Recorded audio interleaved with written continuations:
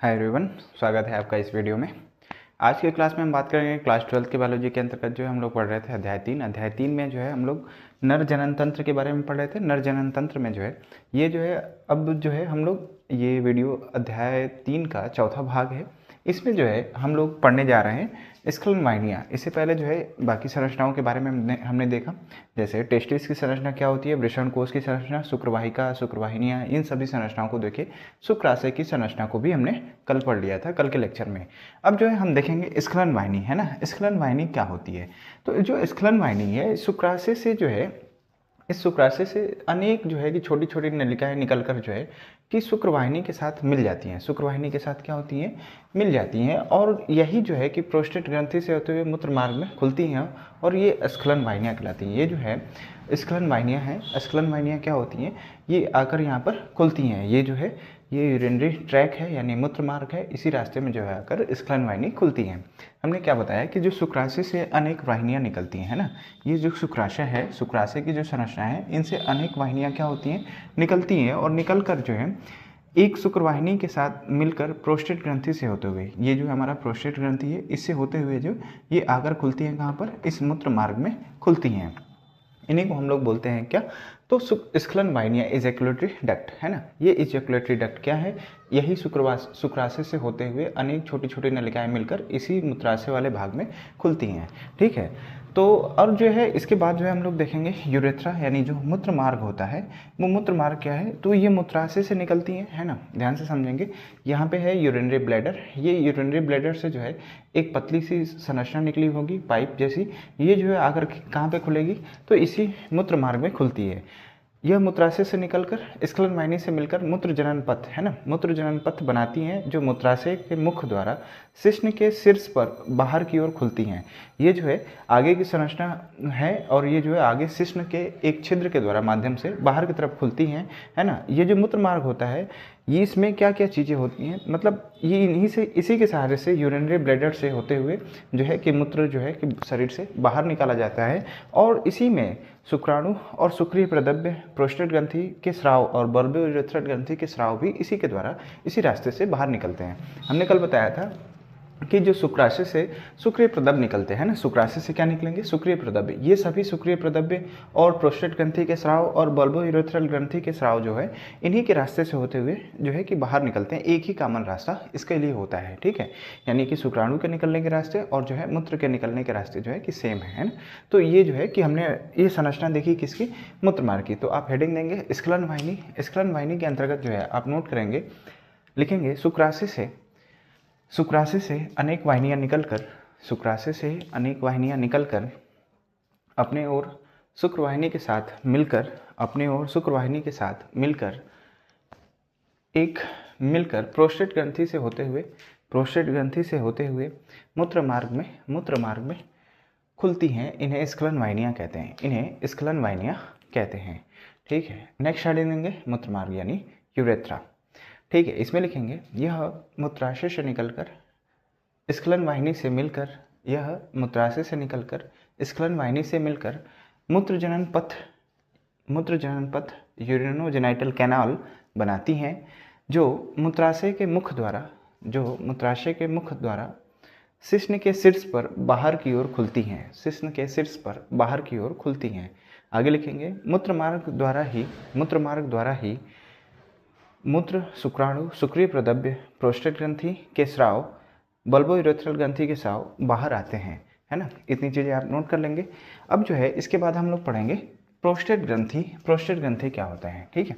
तो ध्यान से समझते चलिएगा प्रोस्टेट ग्रंथि के बारे में, ठीक है। ये इंपॉर्टेंट है, एग्जाम में इनसे क्वेश्चन बनते हैं, तो आप जो है इसको ध्यानपूर्वक नोट कर लेंगे और एक एक चीज़ों को जो है समझते हुए चलेंगे, ठीक है। अब इसमें हम लोग पढ़ेंगे प्रोस्टेट ग्लैंड। प्रोस्टेट ग्रंथि क्या होती है, ठीक है।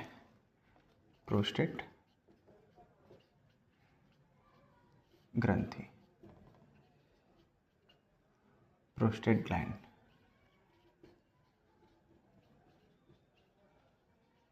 ठीक है, समझेंगे। जो प्रोस्टेट ग्रंथि होती है ये अखरोट के आकार की होती है ना। ये जो प्रोस्टेट ग्रंथि होती है ये अखरोट के आकार की होती है। ध्यान से समझेंगे, ये जो है अखरोट के के आकार की होती है, आकार की होती है, और ये भूरे रंग की ग्रंथि होती है। ध्यान से समझेंगे, ये भूरे रंग की ग्रंथि होती है। जो प्रोस्टेट ग्रंथि होती है कैसी होती है, अखरोट के आकार की होती है और भूरे रंग की ग्रंथि होती है। अब ध्यान से समझेंगे, इसमें जो है कि अनेक पिंड होते हैं ना, ये जो होते हैं प्रोस्टेट ग्रंथि जो है अनेक पिंडों में बटे होते हैं, अनेक पिंडों में बटे होते हैं, अनेक पिंडों में बटे होते हैं। ठीक है, इतनी बात क्लियर है। ये किस आकार की होंगी, अखरोट के आकार की होती हैं, भूरे रंग की होती हैं, अनेक पिंडों में क्या होती हैं, बटी होती हैं। इनमें से जो है प्रत्येक पिंड में एक छोटी नलिका निकलकर मूत्र मार्ग में खुलती है ना। इनमें से जो है ये जो अनेक पिंड हैं, इनमें से जो प्रत्येक है ना, प्रत्येक पिंड से एक छोटी नलिका निकलकर, एक छोटी नलिका निकलकर, ठीक है, एक नलिका निकलकर जो ये प्रोस्टेट ग्रंथि है ये कई भागों में बटी होती है। इनमें से जो है एक छोटी छोटी नलिकाएं निकलती हैं और निकलकर जो है कहाँ पे खुलती हैं, तो मूत्र मार्ग में खुलती हैं, निकलकर मूत्र मार्ग में खुलती हैं। ध्यान से समझेंगे, ये जो प्रोस्टेट ग्रंथि होती है अखरोट के आकार की संरचना होती है, भूरे रंग की संरचना होती है, और इसमें ये कई पिंडों में बटे होते हैं और प्रत्येक पिंड से एक छोटी नलिका निकलती है जो इस रास्ते में आकर खुलती है, यानी मूत्र मार्ग में आकर खुलती है। अब इसमें ध्यान से समझिएगा, इस भाग में जो है कि जलीय दुधिया तरल का स्राव होता है। इसी भाग से, प्रोस्टेट ग्रंथि के भाग से जो है एक जलीय दुधिया तरल का स्राव होता है, जलीय दुधिया तरल का स्राव होता है, ठीक है। अब ध्यान से समझेंगे, जो जलीय दुधिया तरल होती है इसमें क्या क्या चीज़ें होती हैं, तो इसमें बहुत सारे सब्सटेंस होते हैं, है ना। तो ये जो है कि जो यूरिनरी ट्रैक है, ये जो यूरिनरी ट्रैक है, मूत्र मार्ग है, मूत्र मार्ग द्वारा, ध्यान से समझेंगे, मूत्र मार्ग द्वारा मूत्र से उत्पन्न अम्लीयता को समाप्त करता है। ध्यान से समझेंगे, जो अम्लीयता यूरिन के माध्यम से जो इस नली में अम्लीयता बन जाती है, क्योंकि यूरिन जो है कि थोड़ी सी अम्लीय पीएच, ये दुधिया तरल होता है, उसको ये समाप्त करने का काम करते हैं, ठीक है। क्योंकि यूरिन का जो पीएच होता है वो जो है कि थोड़ा सा अम्लीय नेचर का होता है ना, अम्लीय नेचर को ये समाप्त करने का काम करते हैं, ये जलीय दुधिया तरल। अब ये जो जलीय दुधिया तरल होते हैं ये क्या करता है कि यह समस्त वीर्य का, है ना, ध्यान से समझेंगे, यह समस्त वीर्य का 20% भाग, है ना, 20% भाग बनाता है, समस्त वीर्य का 20% भाग बनाता है, ठीक है।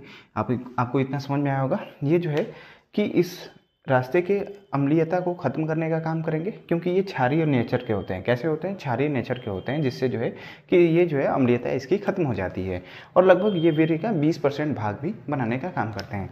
अब इस जलीय दुधिया तरल में होता क्या है, तो इसमें भी बहुत सारे सब्सटेंस होते हैं, जैसे हमने जो है कि बताया था, इस शुक्राशय से जो शुक्रिय प्रद्रव्य निकलते हैं, जैसे उसमें बताए थे, वैसे ही इसमें भी जो है बहुत सारे सब्सटेंस होते हैं। जैसे इसमें होता है कैल्शियम, है ना, कैल्शियम फास्फेट,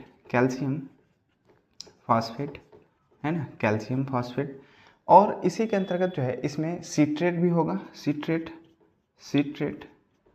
प्रोस्टाग्लैंडिन्स, ठीक है। क्या क्या चीज़ें होंगी, कैल्शियम फास्फेट, सीट्रेट, प्रोस्टाग्लैंडिन्स, और इसी के साथ साथ जो है इसमें बहुत सारे एंजाइम होता है, प्रोस्टाग्लैंडिन्स एंजाइम, इसको बोलते हैं प्रोस्टाग्लैंडिन्स एंजाइम। प्रोस्टाग्लैंडिन्स, क्वेश्चन पूछता है कि प्रोस्टाग्लैंडिन्स एंजाइम में क्या क्या चीज़ें होती हैं, तो प्रोस्टाग्लैंडिन्स एंजाइम में जो है इसमें होती है एमाइलेज, है ना, ध्यान समझेंगे, इसमें क्या क्या होती हैं, तो इसमें होता है एमाइलेज, लाइसोजाइम, ये सारी चीज़ें होती हैं, ठीक है। इसमें क्या क्या होंगे, तो इसमें होता है पेप्सिनोजेन, ध्यान से समझेंगे, पेप्सिनोजेन, इसी के अंतर्गत होंगी एमाइलेज, है ना, एमाइलेज, ये सब एंजाइम है ना, पेप्सिनोजेन, एमाइलेज, और इसी में होता है लाइसोजाइम, इसमें भी क्या होता है, लाइसोजाइम क्या करेगा, तो इसमें इन्फेक्शन वाली चीज़ें, जो बैक्टीरिया या फंगस होंगी उनको किल करने का काम करता है लाइसोजाइम। और एक और एंजाइम होता है जिसको बोलते हैं हाइलुरोनिडेज एंजाइम, हाइलुरोनिडेज, एंजाइम, ये सभी एंजाइम इसमें उपस्थित होते हैं। किस में उपस्थित होंगे? तो प्रोस्टेट ग्रंथि के जो स्राव होते हैं, जलीय दूधिया तरल स्राव होता है, उनमें जो है ये सारी चीज़ें होती हैं। कौन कौन सी चीज़ें होंगी?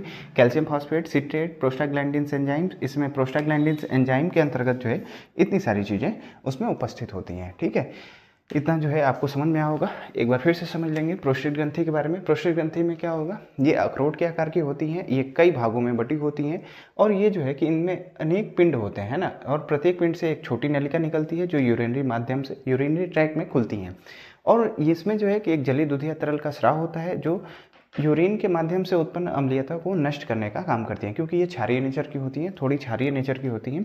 ठीक है, और इसमें यह जो है समस्त वीर्य का लगभग 20% भाग बनाने का कार्य करते हैं। इस जलीय दूधिया तरल में कैल्शियम फॉस्फेट, सिट्रेट, प्रोस्टाग्लैंडिन्स और ये सारे एंजाइम क्या होते हैं? मौजूद होते हैं। ये सारी चीज़ें इसमें उपस्थित होती हैं। ठीक है, इतना क्लियर हो गया होगा।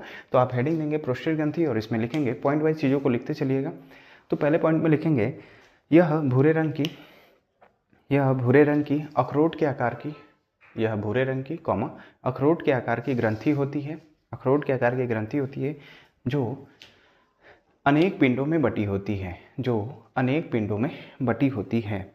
ठीक है, आगे लिखेंगे प्रत्येक पिंड से अपनी नलिकाएं निकलकर मूत्र मार्ग में खुलती हैं। नेक्स्ट पॉइंट से लिखेंगे, नेक्स्ट पॉइंट से प्रोस्टेट ग्रंथि से जलीय दूधिया तरल का स्राव होता है, जो मूत्र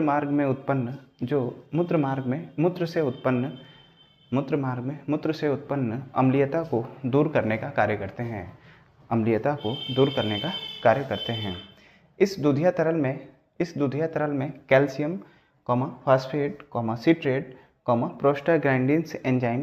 प्रोस्टाग्लैंडिन्स एंजाइम जैसे ब्रैकेट में लिखिएगा, जैसे pepsinogen, amylase, lysozyme, hyaluronidase enzyme होते हैं ब्रैकेट क्लोज। नेक्स्ट पॉइंट से लिखेंगे यह दूधिया तरल पदार्थ वीर्य का लगभग 20% भाग बनाता है। नेक्स्ट पॉइंट लिखेंगे इस तरल में शुक्राणु गतिशील अर्थात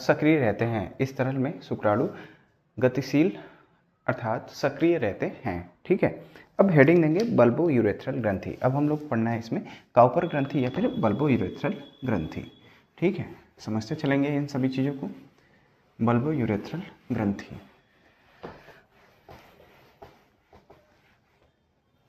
ठीक है, समझेंगे बल्बो यूरेथ्रल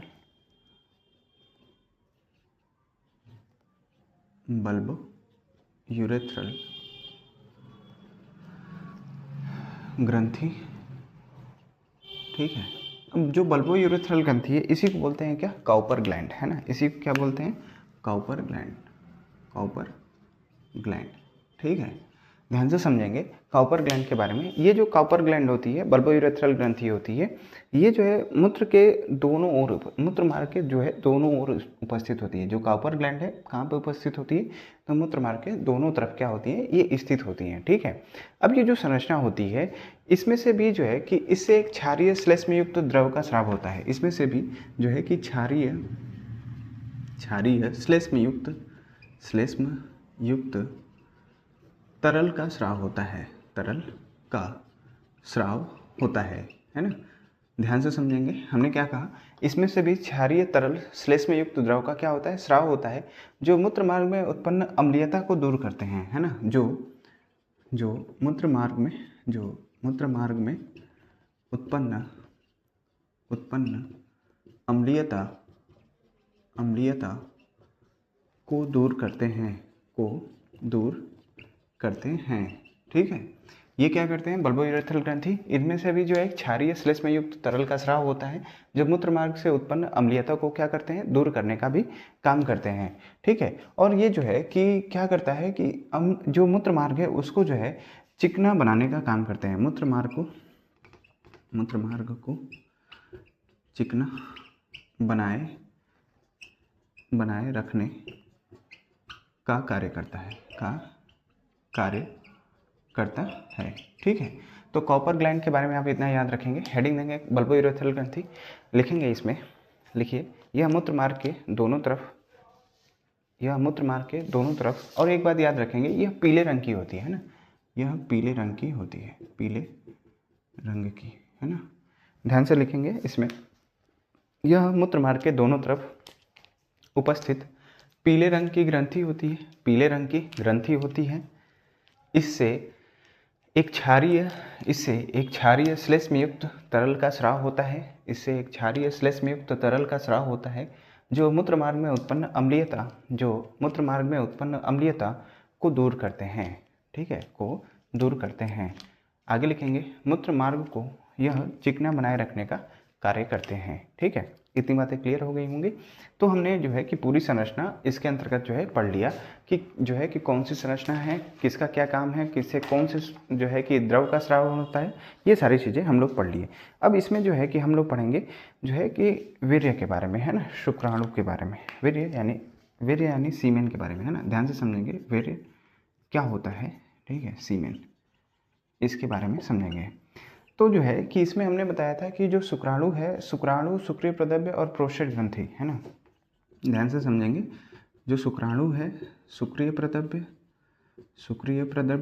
ठीक है, प्रद्रव्य, और जो है हमने बताया कि इसमें जो प्रोस्टेट ग्रंथि के स्राव होते हैं, प्रोस्टेट ग्रंथि के स्राव, ये जो सभी चीज़ें हैं प्रोस्टेट ग्रंथि के स्राव मिलकर ही क्या बनाते हैं, वीर्य का निर्माण करते हैं। ठीक है, जो वीर्य है उसका पीएच जो है, वीर्य का जो पीएच होता है लगभग इसमें 7.3 से 7.5 होता है। कितना होता है, 7.3 से 7.5 होता है। जो है हल्का जो है थोड़ा सा क्षारीय नेचर का होता है, क्षारीय प्रवृत्ति का होता है।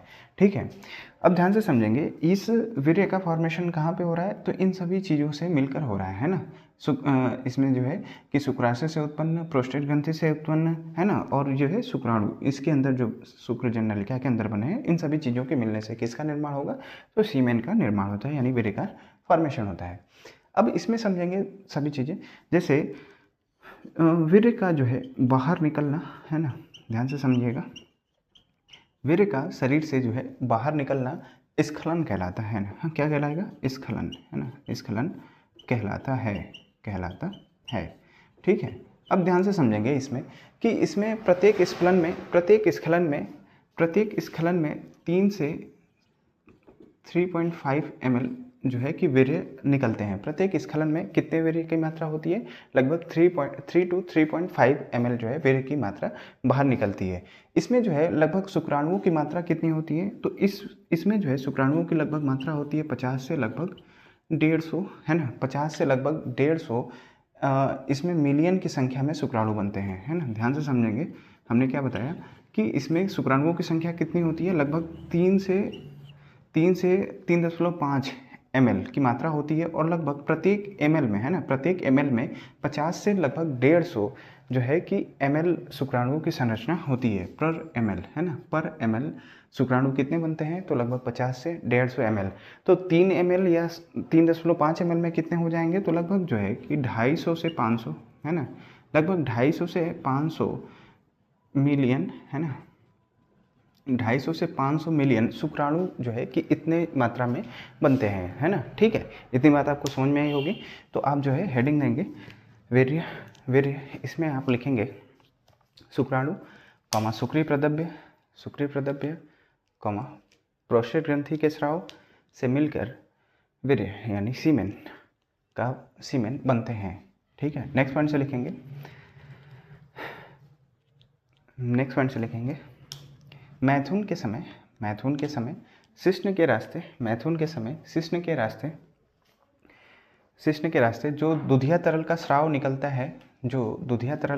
निकलता है, उसे वीर्य कहते हैं। नेक्स्ट पॉइंट लिखेंगे वीर्य का शिश्न से बाहर निकलना स्खलन कहलाता है। स्खलन यानी इजैकुलेशन, ठीक है, इजैकुलेशन कहलाता है। ठीक है, इजैकुलेशन कहलाता है। नेक्स्ट पॉइंट से लिखेंगे वीर्य का पीएच लगभग 7.3 से 7.5 होता है। वीर्य का pH लगभग 7.3 से 7.5 होता है। नेक्स्ट पॉइंट लिखेंगे, प्रत्येक स्खलन में वीर्य की मात्रा लगभग 3 से 3.5 ml होती है, लगभग 3 से 3.5 ml होती है।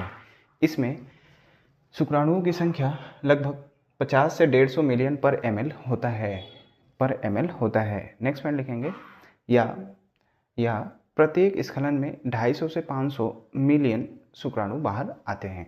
तो ये रही जो है मेल रिप्रोडक्टिव सिस्टम के बारे में सारी चीज़ें हमने बता दी। इसमें कंप्लीट जो है कि आपको जितने भी बोर्ड से रिलेटेड एग्जाम है और जो है नीट वगैरह एग्जाम में जो भी क्वेश्चन पूछे जा सकते हैं, इसमें हमने सारा कुछ जो है कवर करा दिया है।